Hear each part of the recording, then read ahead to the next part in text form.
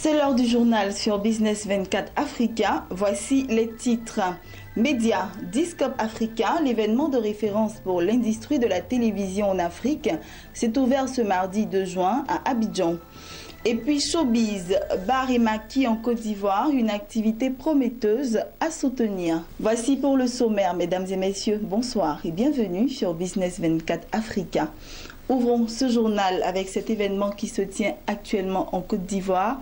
Discope Africa, l'événement de référence pour l'industrie de la télévision en Afrique, s'est ouvert ce mardi. Le rendez-vous le plus attendu d'Afrique, qui se tenait chaque année en Afrique du Sud, a ouvert ce mardi son marché à Abidjan, la capitale économique de la Côte d'Ivoire. Et pendant 3 jours, c'est toute l'industrie de la création, de la vente de contenu télévisuel qui se rassemble au Sofitel Hôtel Ivoire. Acheteurs, distributeurs, vendeurs, producteurs de films et de programmes TV sont venus nombreux prendre part à la rencontre d'Abidjan. Suivons le reportage de Noël Kaou. Pendant 3 jours, le Sofitel Hôtel Ivoire d'Abidjan s'est transformé en un véritable marché de vente et d'achat de contenu TV. Nous sommes au Discope Africa, le rendez-vous incontournable pour l'industrie et la création, ainsi que la vente de contenu télévisuel. C'est un marché professionnel, un marché B2B qui réunit acheteurs, vendeurs et producteurs de contenu audiovisuel. C'est-à-dire tout ce que vous pouvez aujourd'hui voir à la télévision ou au cinéma, c'est-à-dire des films, des séries, des documentaires, des formats, des jeux et du sport, tout ce qui peut. C'est un grand marché où les chaînes de télévision, les plateformes à péage, les opérateurs de téléphone, les opérateurs OTT qui aujourd'hui sont à la recherche de contenu, viennent faire leur marché. La conjoncture actuelle n'a jamais été aussi favorable à la télévision en Afrique. Les revenus de la télévision à péage et de la publicité progressent. Les infrastructures s'améliorent et le niveau d'exigence de la classe moyenne en termes de contenu télé augmente. À l'aube du passage au numérique, la vente et l'achat de contenu télévisuel sous toutes ses formes représentent près d'1 milliard de dollars US. Pour le ministre de la Communication de la Côte d'Ivoire, la tenue du Discope Africa à Abidjan révèle donc des enjeux majeurs. D'abord, les enjeux sont, je dirais, double, triple, voire même triple, parce que le premier enjeu, c'est de montrer le positionnement de la Côte d'Ivoire.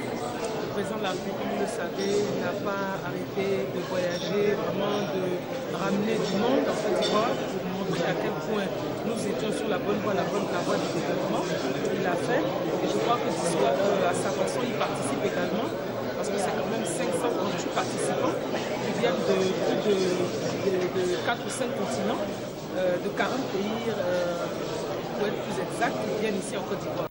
L'invité spécial de Discope Africa d'Abidjan est l'Afrique du Sud, le pays qui traditionnellement accueille l'événement. C'est une bonne chose que l'Afrique du Sud soit l'invité spécial du Discope d'Abidjan. Cela va montrer qu'il n'y a pas de différence. Quand les populations parlent français ou anglais, nous sommes un seul peuple. C'est aussi une occasion pour les Sud-Africains d'exposer aux francophones leurs réalisations. Le rôle du Sofitel Hôtel Ivoire, on parle business de contenu. Plus de 500 participants, producteurs indépendants, distributeurs régionaux et internationaux, chaînes de télévision publiques et privées, opérateurs de télévision à péage et du mobile, plateformes de diffusion alternatives. Tous les acteurs du développement de l'industrie du divertissement télévisé, multi-écran en Afrique, sont venus parler affaires et présenter leur innovation. And if these ones that have been dubbed in English are not your best, I would love to do business with you. Au moins, ça va te guider sur ce que tu vas écrire. Il n'est pas seulement comme voilà, ce que tu vas écrire par la suite. Et je viens demander aussi son numéro local, parce que pour le moment, ton planning est chargé. Je ne sais pas jeudi à quelle heure tu pourras. Voilà, comme ça. Combien d'acteurs qui vont venir. C'est surtout une opportunité d'évaluation pour les producteurs nationaux, de voir ce qui se fait au mieux ailleurs et surtout d'avoir la possibilité de rencontre avec les producteurs internationaux qui se déplacent ici. Moi, ce qu'il y a dans la gamme des offres de contenu. Il ne suffit pas de produire, mais il faut chercher aujourd'hui à vendre, à diffuser et chercher des opportunités de coproduction. Parce que le monde est en train de s'organiser en groupe. Et le jeudi, justement, nous aurons l'occasion aussi, avec Unifrance, de parler de cette problématique-là des groupes de diffusion. Donc je pense que c'est très important que le stop soit venu sur les bords de la Guinée. Qu'est-ce que le Gondwanais cherche à Abidjan, à ce salon? Alors le Gondwanais a une boîte de production par laquelle il produit des séries télévisées, des programmes, des contenus. Et comme je sais qu'il y a des gens, des télés qui sont venus acheter, donc je suis là. C'est le vendeur qui va au marché le matin pour vendre son beignet. Moi je suis venu pour vendre les séries télévisées. Déjà, il y a très peu de produits de qualité en marché. C'est pas de la science dans le village. Il y a très peu de trucs où on dit ouais, ça c'est exploitable. Et je suis là pour présenter une plateforme de distribution de films en VOD avec les moyens de paiement locaux et internationaux. Présentez-nous un peu votre concept. Le concept, c'est de permettre à la population et aussi à la diaspora africaine de pouvoir avoir accès aux films africains sur une plateforme en utilisant tous les moyens de paiement. Et aujourd'hui, avec l'économie numérique, on n'est plus limité à la télévision d'avant, c'est-à-dire la télévision au temps ancien. Donc aujourd'hui, chacun peut sur notre plateforme créer sa playlist, choisir les films qu'il veut regarder. Il regarde ses films, il paye soit son accès, soit pour une journée, une semaine ou un mois. Discop Africa est soutenu par la ville de Johannesburg, conformément à ses objectifs stratégiques de conforter sa place parmi les destinations de loisirs et d'affaires de tout premier rang au monde, ainsi que par le ministère de la Communication et le ministère de la Culture et de la Francophonie de Côte d'Ivoire, dont le but est de faire du pays l'une des principales plateformes régionales de distribution et de production de contenu. Après Abidjan, Discop Africa va se tenir du 4 au 6 novembre à Johannesburg, en Afrique du Sud. Intéressons-nous à présent à la réouverture du lycée international Jean Mermoz. 10 ans après sa fermeture, le lycée international Jean Mermoz réouvre ses portes ce mardi. La réhabilitation de ce lycée a coûté 9 milliards de francs CFA. L'inauguration de ce nouvel établissement scolaire a été présidée par la première dame de Côte d'Ivoire, Dominique Ouattara. Personnalités politiques, institutionnelles, autorités du dit lycée, parents d'élèves, anciens élèves et élèves, tous étaient présents à cette cérémonie. Auparavant appelé Collège Jean Mermoz, l'établissement s'appelle désormais le lycée international Jean Mermoz. Considéré comme l'un des plus prestigieux des établissements scolaires d'Afrique et du réseau de l'enseignement français à l'étranger, le lycée international Jean Mermoz favorise le rapprochement entre les peuples à travers la cohabitation de plusieurs nationalités. Et l'intégralité de cette cérémonie dans nos prochaines éditions. Voilà, intéressons-nous maintenant au bar Emaki en Côte d'Ivoire. Lieu incontournable du showbiz et des noctambules en quête de divertissement, les bars Emaki, c'est connu, prolifèrent partout en Côte d'Ivoire. Mais ce que l'on sait le moins, c'est que l'activité des établissements de divertissement nocturne est un véritable business. Et oui, la nuit rapporte gros. Notre reporter Jean-Charles Sibahi a rencontré les propriétaires de bars Emaki de Côte d'Ivoire, ces maîtres discrets des coulisses qui font les grandes pièces de théâtre.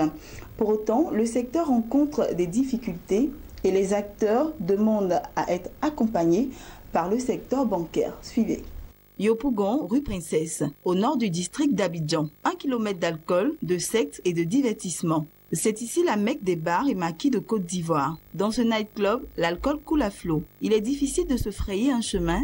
On danse dans un mouchoir de poche. Les serveuses s'activent à faire fantasmer les clients et les emmener à payer. Ici, la majorité des consommateurs est jeune.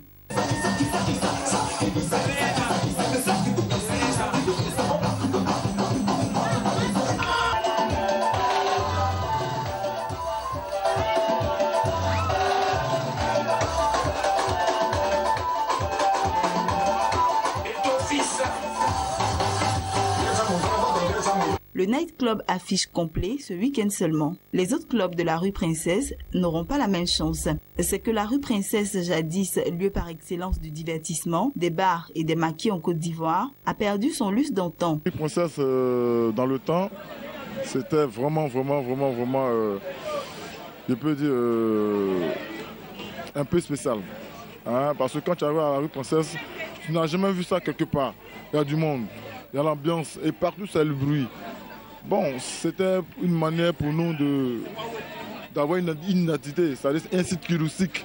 Quand quelqu'un quitte ailleurs, il veut forcément voir la rue Princesse. Mais aujourd'hui, par rapport à ce que vous savez, la crise, nous sommes en train de répondre petit à petit. Je pense que ça va aller.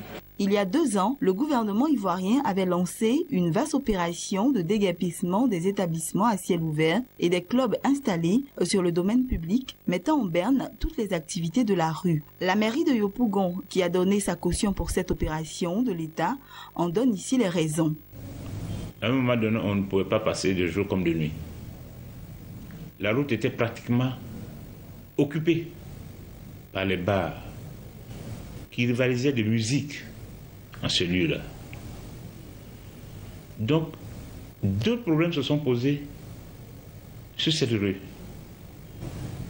L'un venant des riverains qui se plaignaient à longueur de temps qu'ils n'arrivaient pas à dormir.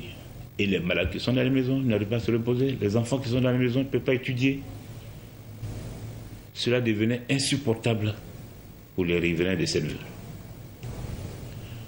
Le deuxième fait, c'est l'occupation elle-même de la voie. Conséquence, les maquis à ciel ouvert et les clubs mondains ont quitté la rue Princesse pour s'installer à seulement 500 mètres de là, à une autre rue baptisée la rue des Princes, avec son même lot de bruit et d'insécurité. Apparemment, la mesure de déguerpissement, au-delà des coûts de publicité, n'aura servi à rien, sinon de perturber une activité florissante. Nous sommes au sud du district d'Abidjan, au boulevard de Marseille. Le club réputé pour sa clientèle européenne célèbre ses 10 ans d'existence. Je dirais qu'il n'y a aucun tabou sur la danse, etc. Il n'y a aucune, je dirais pas de honte, mais aucun tabou, voilà. Les personnes dansent, sont comme ça et ne sont pas jugées parce qu'elles sont. Oui, en fait, on est en local ici. On voit que la musique, ça fait partie de vos mœurs depuis tout petit, depuis l'école jusqu'à partout, en fait. Vous êtes entré dans la musique, qui est très différente de la France, en fait. Pendant que les clients fêtent, boivent et draguent, les patrons de l'établissement se réjouissent de l'état de leur caisse. Ce sont eux, les maîtres des coulisses, qui font les grandes pièces de théâtre. À la fois discrets et très polis, les patrons de la nuit sont de véritables opérateurs économiques. C'est un milieu qui paie des impôts, des taxes, qui emploie plus de monde encore que la fonction publique.